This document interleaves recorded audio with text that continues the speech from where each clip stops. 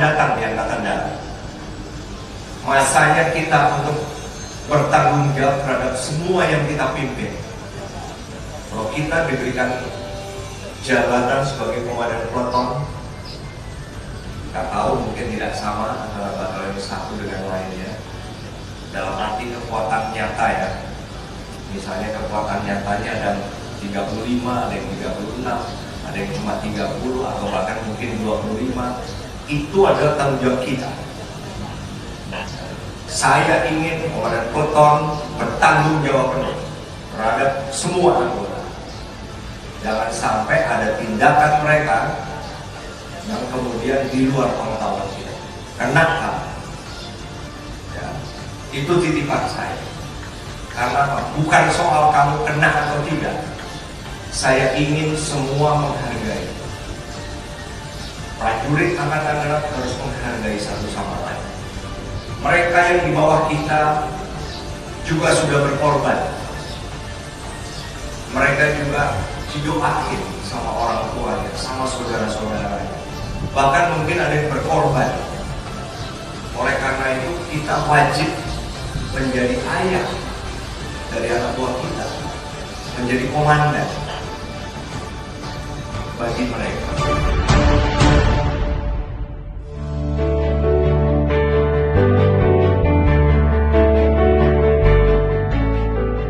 Nama saya Letda CKM, Dr. Jason Anthony Wibowo, Master of Research in Stem Cell. Saya lahir di Jakarta, tanggal 13 November 1993.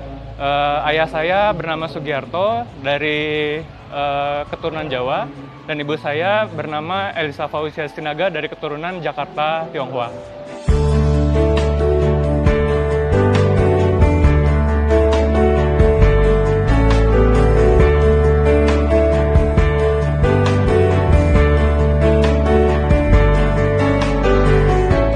Menjalani program S2 dari program S1 FKUI Internasional. Jadi di situ saya double degree. Selain saya dapat gelar dokter umum dari S1 Internasional FKUI, saya juga menamatkan S2 dari Master of Research di Newcastle University, Inggris, United Kingdom. Di sana saya mengambil major yaitu stem cell, di mana kegunaannya adalah aplikasi stem cell pada berbagai bidang prinsip ilmu spesialisasi kedokteran. Begitu. Jadi di sana kami mengembangkan ilmu-ilmu terapi stem cell yang mungkin bisa diterapkan di Indonesia juga. Jadi perjalanan karir kedokteran saya dimulai dari sejak saya lulus S1 dari FKUI tahun 2017. Lalu saya menjalankan internship wajib 1 tahun dari Kemenkes RI. Saya dapat penempatan di RSUD Eskalerik Kupang, NTT.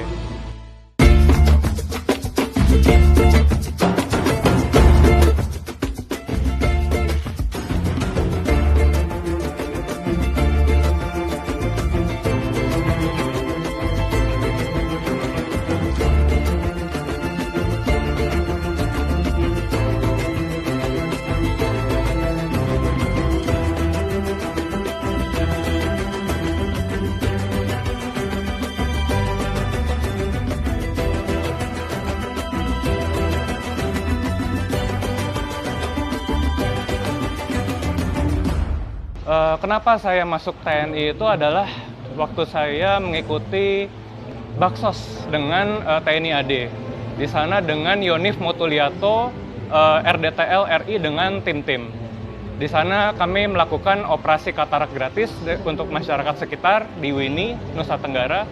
Nah dari situ saya melihat bahwa TNI AD itu memiliki korps kesehatan yang besar. Mereka dapat menaungi dokter-dokter dan nakes-nakes yang lain untuk bisa berkembang. Di situ saya tertarik, mengapa tidak saya yang saat itu masih dokter sipil, mengapa tidak saya juga bergabung ke TNI AD. Karena dengan saya bergabung dengan TNI, saya bisa semakin memperluas pengabdian saya sebagai profesi dokter dan juga dapat menjangkau masyarakat Indonesia lebih luas lagi.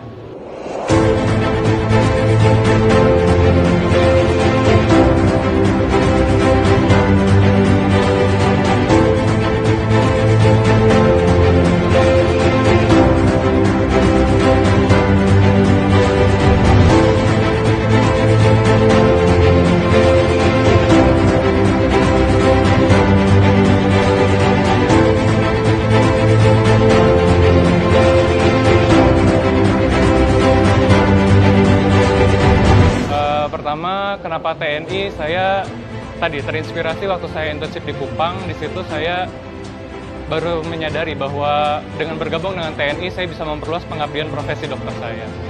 Lalu, kenapa darat? Angkatan Darat memiliki korps kesehatan militer yang begitu besar, dengan rumah sakit yang begitu luas juga, tersebar dari Sabang sampai Merauke, dan itu membuat saya menjadi semakin tertarik.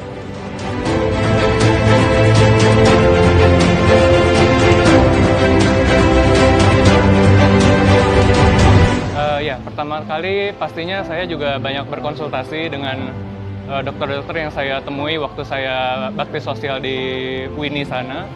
Lalu kami juga bertukar pengalaman.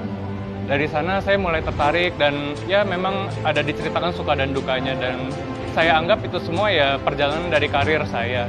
Jadi kalau kita sudah bertekad, kita berkomitmen, apapun yang kita hadapi pasti bisa kita lewati. Itu yang selalu saya pegang dalam prinsip saya.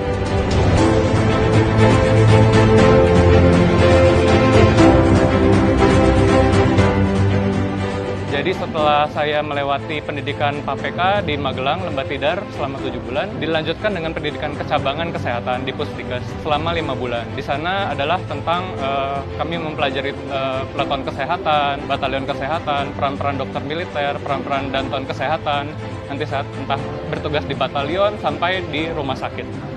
Baik itu dari rumah sakit tingkat 4 sampai dengan rumah sakit tertinggi di jajaran TNI AD. Dan juga kami belajar tentang struktur organisasi dan lain-lainnya, banyak hal yang kami pelajari, khususnya di bidang kesehatan militer. Ya, harapan saya tentunya bisa untuk mengabdi kepada negara Indonesia tercinta, bisa mengabdi untuk masyarakat, untuk pengabdian profesi dokter saya, dan bisa menjangkau seluruh masyarakat di Indonesia. Dengan TNI, saya yakin itu semua bisa tercapai.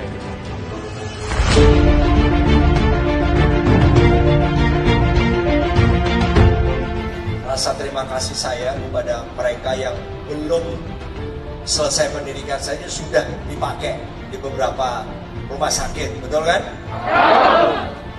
Ya, kebetulan saya ditugaskan di RSPAD Gatot Subroto. Di sana saya ditempatkan di ICU sebagai Satgas Perbantuan COVID oleh Bapak Kasat.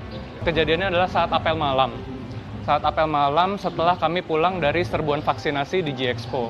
Kami dikabarkan saat apel malam itu bahwa besok akan langsung berangkat ke rumah sakit Satgas masing-masing. Salah satunya yaitu saya di RSPAD waktu itu.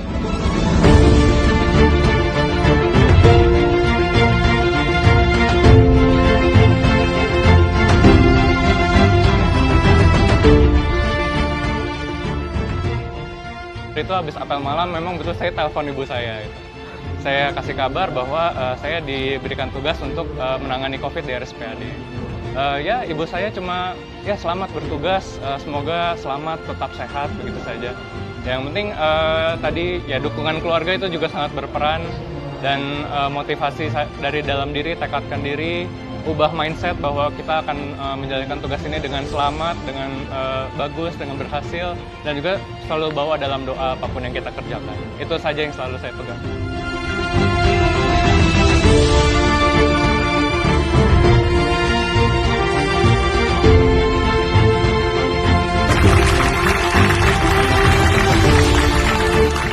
Yang ditepuk tangan ini opo gitu. Jadi gini rekan-rekan, sejak COVID ini udah kelihatan sekali bahwa ujung tombaknya Angkatan Darat adalah tenaga medis. Jadi terus terang saya memberikan banyak perhatian kepada kesehatan jauh lebih besar. Karena memang situasinya membutuhkan semuanya membutuhkan peran tenaga medis. Selamat bertugas, saya bangga dan saya sangat hormat kepada rekan-rekan semua. Tetaplah menjadi lilin di tempat gelap yang memang memerlukan tenaga kesehatan, dan jangan pernah menyerah.